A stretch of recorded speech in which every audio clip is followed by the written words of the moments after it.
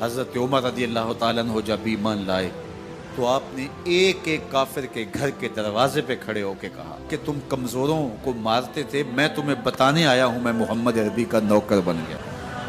بلکہ آپ نے اعلان کیا جس نے اپنی بیوی کو بیوہ اور بچوں کو یتیم کروانا ہو اور اپنے ماں باپ کی کمر کو جھکانا ہو وہ عمر کے مقابلے میں آئے۔ اللہ اکبر۔ زنیرہ نامی ایک خاتون تھی، بہت کمزور، راوی کہتا ہے کہ اس کی ہڈیوں میں گودا نہیں تھا، عشق رسول تھا، اور اس کا ظالم آقا اس کو مارتا ہے، اور جب مار مار کے تھک جاتا ہے ادھر سے عمر آ رہے ہیں، یہ اسلام لانے کی پہلے کی کہانی ہے، ادھر سے عمر آ رہے ہیں تو اس نے کہا عمر تم جوان آدمی ہو تو یہ چھوڑتی نہیں ہے اپنے نبی کا نام، ذرا تم آؤ۔ عمر کوڑا پکڑ لیتے اسے مارتے مارتے مارتے تھک جاتے ہیں تو پانی پینے لگتے ہیں، تو کہتے ہیں مجھے تیرے پہ ترس نہیں آیا لیکن میں ذرا پانی پینے لگا ہوں، اور پھر گلے کے اندر ڈال کر کے کوڑا اور اس کی رسی کو بل دیتے ہیں اور اس کی آنکھیں باہر نکل آتی ہیں اور کہتے ہیں بلا اپنے نبی کو جو تیری آنکھوں کی بینائی واپس کرے۔ اللہ اکبر۔ تو اس نے آسمان کی طرف منہ کر کے کہا مالک میں کبھی بھی آنکھوں کی بینائی نہ مانگتی لیکن اب تیرے نبی کی عزت کا سوال ہے۔ آنکھوں کی بینائی واپس ہو جاتی ہے۔ زنیرہ کو بڑا مارا، آج عمر گلیوں میں آنکھوں میں آنسو ہیں اور عجیب دل بے تاب ہے، اور کہتے ہیں آؤ بھئی میں حضور کا غلام بن گیا ہوں، تمہیں بتانے آیا ہوں۔ زنیرہ نے موڑ کاٹا تو آگے عمر یہ آواز دے رہے تھے۔ زنیرہ ایک کونے پہ کھڑے ہو کے رو کے کہتی ہے عمر تم تو بڑے اس دن جوش و غضب میں تھے اور تم مارتے ہوئے تھکتے نہیں تھے۔ تو عمر نے کہا زنیرہ اس دن میں نے دیکھا نہیں تھا، اب میں محمد عربی کو دیکھ آیا ہوں۔ جنہ ویکھیا نہیں ہو کرن گلاں، جنہ ویکھیا نہیں ہو کرن گلاں، جنہ ویکھیا ہو تے بول دے، جڑے محرم راز حقیقت دے اور راز حقیقت کھول دے۔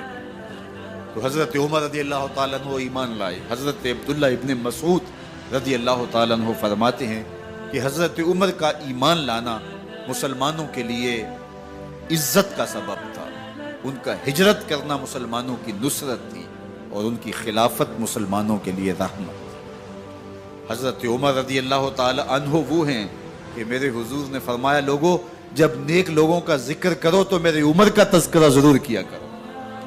میرا عمر وہ ہے کہ جب وہ ایک سمت سے آ رہا ہو، ایک گلی اور بازار سے آ رہا ہو تو شیطان بھی آ رہا ہو عمر کو دیکھ کے راستہ تبدیل کر لیتا ہے۔ حضرت عمر رضی اللہ تعالی عنہ کی طبیعت کے اندر جو جاہ و جلال تھا، طبیعت کے اندر جو سختی تھی، وہ اسلام کے اندر آ کر بھی قائم رہی، اور آپ نے وہی سختی، وہی جاہ و جلال جو پہلے مسلمانوں کے خلاف تھا اب کفار کے خلاف، منافقین کے خلاف حضرت عمر کی طبیعت کے اندر وہ جوش و خروش بدستور موجود ہے۔ لیکن جس دن آپ خلیفہ بنے تو اس دن آپ نے ممبر پہ چڑھ کے جو خطبہ دیا اس میں کہا لوگوں میں سخت اس لیے تھا کہ رسول اللہ نرم تھے، پھر میں سخت اس لیے تھا کہ حضرت ابو بکر صدیق نرم تھے، اب میں تخت خلافت پہ بیٹھا ہوں، اب میری سختی جو ہے وہ نرمی میں تبدیل ہو گئی، صرف فاسقوں، فاجروں اور باغیوں کے لیے میں سخت ہوں، باقی تمہارے لیے نرم ہوں۔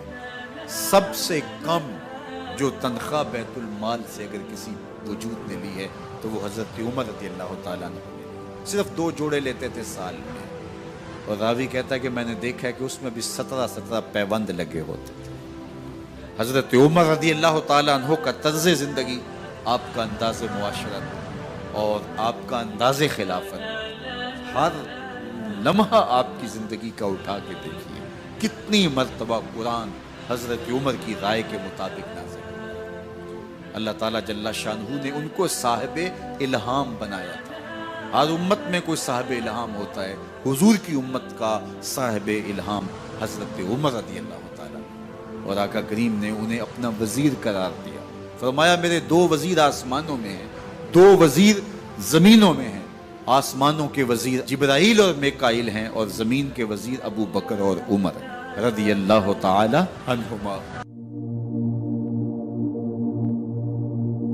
ایک دن حضرت عمر بیٹھ کے رو رہے تھے تو کسی نے کہا حضرت رو کیوں رہے ہیں؟ فرمایا کہ میں اس لیے رو رہا ہوں کہ فلاں پل سے بکریاں گزری ہیں، تو پل کے اندر شکستگی تھی، ٹوٹا ہوا تھا پل درمیان میں، اس میں ایک بکری کی ٹانگ ٹوٹ گئی ہے۔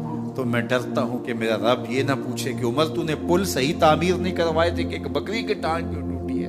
یہ ہیں حضرت عمر رضی اللہ تعالی عنہ۔ اللہ اکبر۔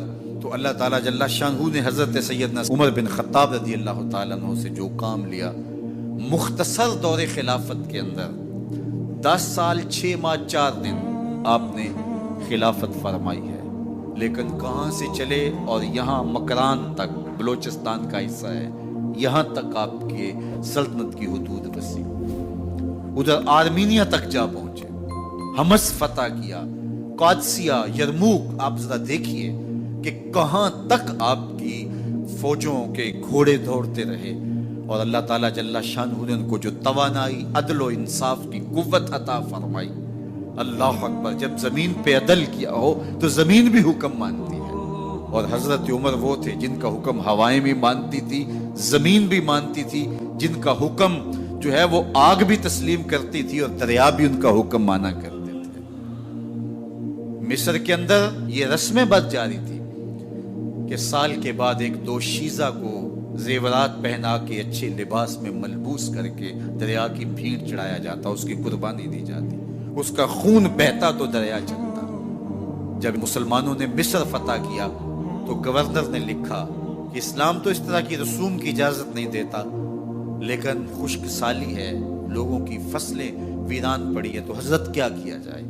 تو حضرت عمر رضی اللہ تعالیٰ عنہ کاغذ کے ٹکڑے پہ لکھتے ہیں بسم اللہ الرحمن الرحیم، مصر کے نیل کی جانب عمر کا خط لکھتے ہیں، اے نیل اگر تو اللہ کے حکم سے چلا کرتا ہے تو چل، ورنہ ہمیں تیرے چلنے کی کوئی حاجت نہیں ہے۔ اور قاصد کو کہا یہ خط لے جاؤ اور جا کے دریائے نیل میں پھینک دو۔ قاصد جا کے خط دریائے نیل میں پھینک دیتا ہے، پانی آتا ہے، ایسا دریائے نیل چلا 14 صدیاں ہوئی ہیں آج تک کبھی بند ہی نہیں ہوا۔ دریا حکم مانتے ہیں، آگ نکلتی ہے، لوگ حضرت عمر رضی اللہ تعالی عنہ کے پاس آئے، حضرت لاوا پھوٹا ہے، آگ نکل رہی ہے اور مدینے کی طرف بڑھ رہی ہے، اب کیا کیا جائے؟ فائر بریگیڈ تو زمانے میں تھی نہیں۔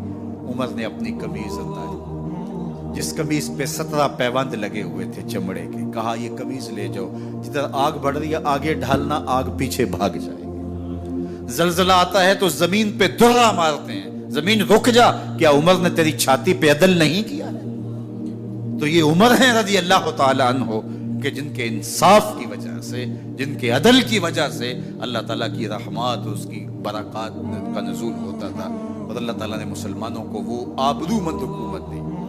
کائنات کی تاریخ کے اندر ایسی حکومت آپ نے نہیں دیکھی ہوگی جو حضرت عمر نے حکومت کی ہے۔ اللہ اکبر۔ فرمایا فرات کے کنارے پہ ایک کتا بھی پیاسا مر گیا تو اس کا حساب بھی عمر سے ہوگا۔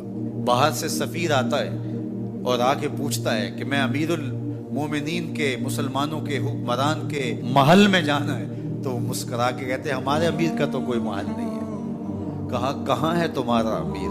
کہا مسجد نبوی میں ہوگا یا بیت المال کی اونٹوں کی دیکھ بھال میں لگا ہوگا۔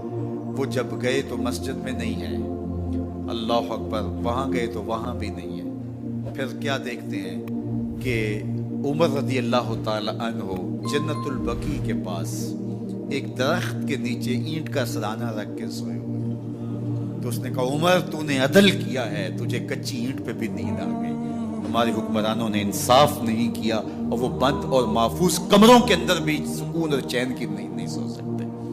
حضرت سیدنا عمر رضی اللہ تعالیٰ عنہ نے اس طرح ان امور سلطنت نبھائے۔